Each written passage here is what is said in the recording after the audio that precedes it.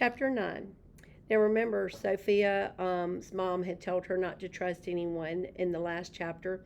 And the next day, she had told her that she was going to have to go and find Mr. Rivington and Mr. Gaines, who were Sophia's dad's boss. Okay? So, mid morning, the day cool and bright, I set out to see the printers.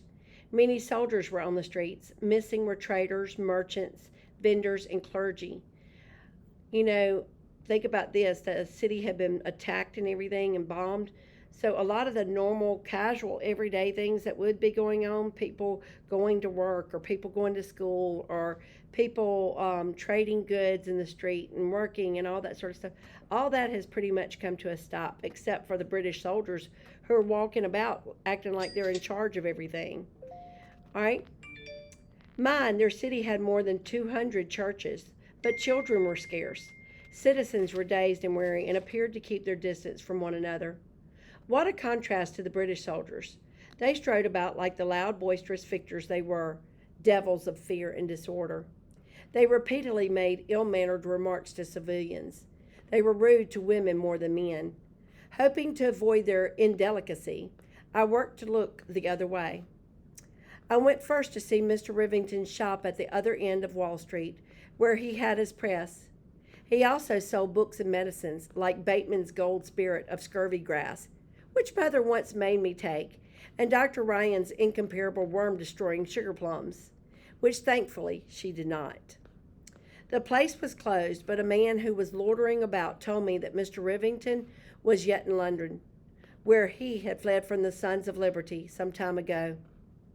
I walked on to Hanover Square, in the southern part of town, the wealthy ward. Though called a square, it was in fact triangular. Right off of Queen Street, it had fine houses, both wood and brick, along with shops, business establishments, and taverns. Fortunately, it was untouched by fire. Mr. Gain had a 3-story building with a sign depicting a Bible and a crown, his mark. He and his family lived above, while the lower floor was where he had his press, which produced his newspaper, the Mercury. I walked in. The smell of printer's ink, a mix of varnish and lamp black, filled the air. Mr. Gain published books and sold goods ranging from dice boxes and paper to reading glasses, lead pencils, medicine, plus many small items of general utility. One wall bore samples of the blank legal forms that he also printed, mortgages, deeds, invoices, and the like. Another wall had upper and lower cases of type with many small compartments. From ceiling rafters, sheets of damp paper hung in readiness for printing. The room was centered by the large wooden press with its stone form of holding type, the crank that rolled the paper forward, and the screw and lever which pressed type to paper. On the floor was a boy on his hands and knees.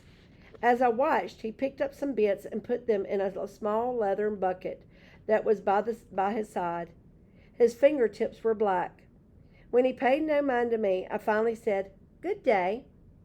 The boy took note of me and sat back on his legs and touched a finger to his forehead, leaving a black smudge. "James Penny," he informed me. I took him to be about 10 years of age, with a round, smudged face and curly brown hair. He wore no shoes. "Is Mr. Gaines here?" I asked. "No." "Where is he?" "Over to Jersey." "Has he fled?" The boy studied me before answering, as if trying to decide what to say. The thought came, no one knows who to trust. When he spoke, it was only to say, "I suppose he'll be back." "When?" "Soon, maybe, not sure. Who are you? What do you want?" "My father is Mr. Calderwood. He does copy work for Mr. Gain. The Mercury is being published by Mr. Searle these days, Lord Howe's man." Lord Howe was, he's on the side of the British. So now they're printing papers for the British. I said, "My father sends his request and says he's prepared to work for your master again." "Want me to tell Mr. Searle for you?" "If you'd be so kind. And if Mr. Gain gets back, I'll tell him." The word "if" again. "Good day," the servant boy murmured, and turned back to the floor. I said, What are you doing? Picking up type. It all got dumped out. Always happening. Good day, I said, and retreated.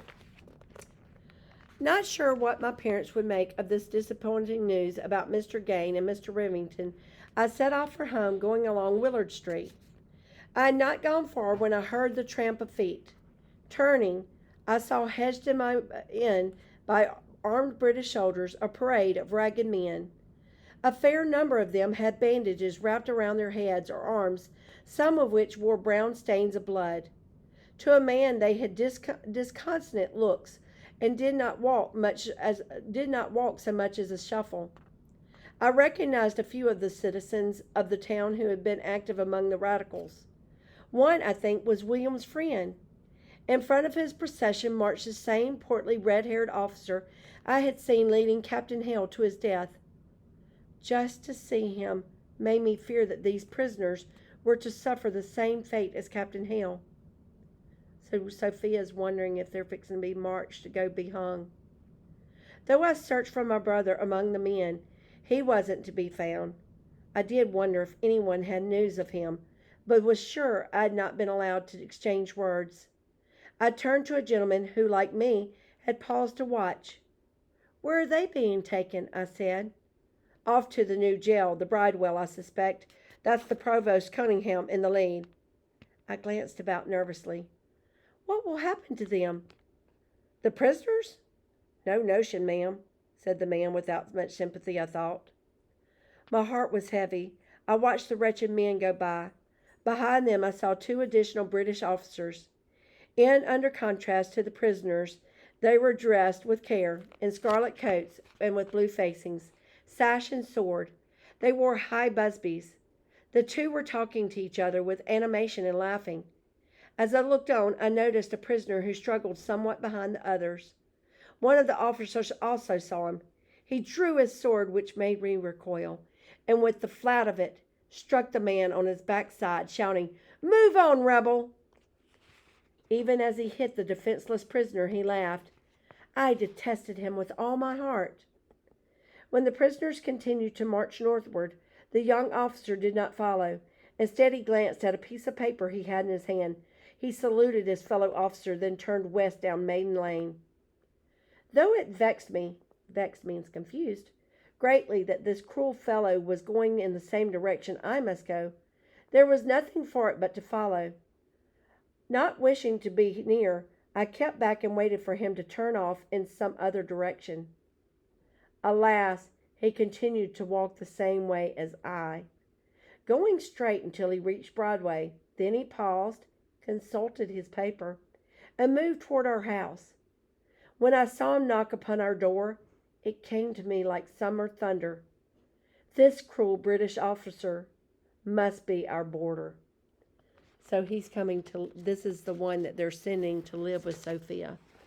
So can you imagine, after seeing him hit somebody like he did, how scared you would be to think that he was coming to live with you? That would be cruel, wouldn't it?